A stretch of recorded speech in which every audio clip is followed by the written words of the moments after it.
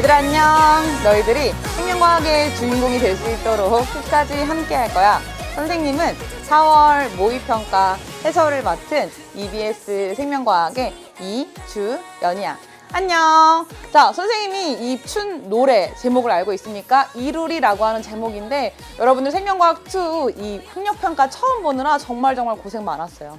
각자의 꿈을 위해서 생명과학2를 선택한 만큼 그 꿈 꼭 이루어지리라 라는 마음을 선생님 전하고 싶어서 춤을 준비해 봤습니다. 작년부터 수능을 준비해서 올해가 처음이 아닌 친구들도 또 처음 내가 시험을 본다라는 마음으로 4월 학력평가에 임했어야 합니다. 자, 선생님이랑 이번 4월 학력평가 생투 어땠는지 하나하나 점검해 보면서 또 이 기초를 탄탄하게 하고 해설로 넘어가 보도록 할게요.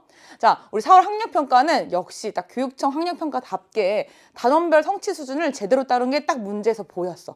수능에서는 안 나오는데 교과서에 있는 내용 중단원과 소단원과 굉장히 유사하게 나왔네. 이런 걸 좀 느낀 친구들이 있었을 거고 또 교육과정 목표를 잘 반영했다라고 선생님이 적어놨는데 이게 뭐냐면 이 생명과학2 지식이 우리 인간 생활과 얼마나 연계되어 있는지를 알려주는 문항을 출제했다라는 거예요. 선생님 실제 해설할 때 어떤 문항이었는지 알려드리도록 하겠습니다. 자, 그리고 작년 4월과 크게 다르지 않은 난이도였다. 그래서 열심히 작년 4월 문제 풀어보고 또 선생님과 수능 개념, 수능 특강으로 잘 준비한 친구들은 충분히 풀 수 있었던 문제였을 것이다 라는 생각을 하고 있습니다. 자, 눈여겨볼 제시 자료는 10번, 13번, 18번 정도 골라봤는데 나머지가 나빴다라는 의미가 아니고요.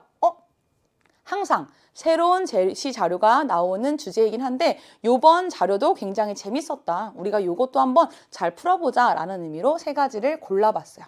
그리고 선생님이 지금 이렇게 총평 찍고 있는 지금은 아직 등급컷 나오지 않았는데 선생님이 예상하는 등급컷은 47점.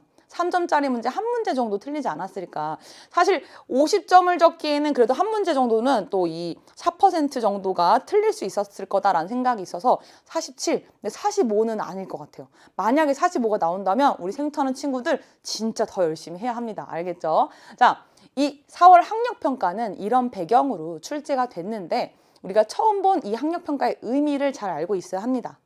내가 이 점수밖에 못 받았네.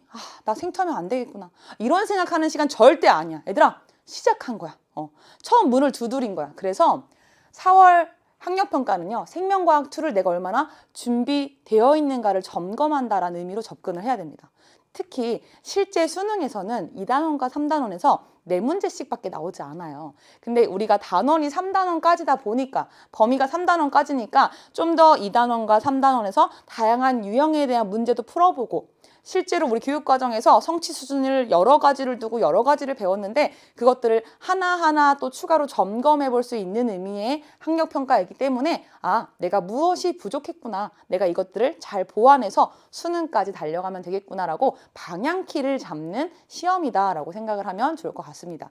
자, 선생님의 총평과 해설에서 빠질 수 없는 것 단원별 문항수 주제 분석인데 선생님이 특별히 이 3년 동안 2015 개정 교육과정에서 시험을 봤던 3년간의 4월 학력평가 문항수를 가지고 왔습니다.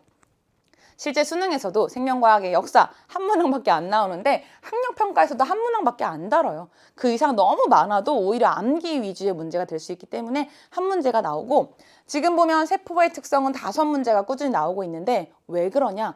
바로 다음 페이지에서 볼 수 있는데 세포의 특성은 주제가 5개야. 그래서 3단원까지만 이 범위인 경우에는 항상 이 주제 5개에 대해서 성취 수준에 해당하는 5가지 주제를 다 잘 알고 있는지 점검하는 문제를 꼭 냅니다. 그래서 5문제씩 반복되지만 나머지는 서로 문제 하나씩 주고받으면서 그냥 그때그때 조금씩 다르다라는 정도만 알고 있으면 될 것 같아요.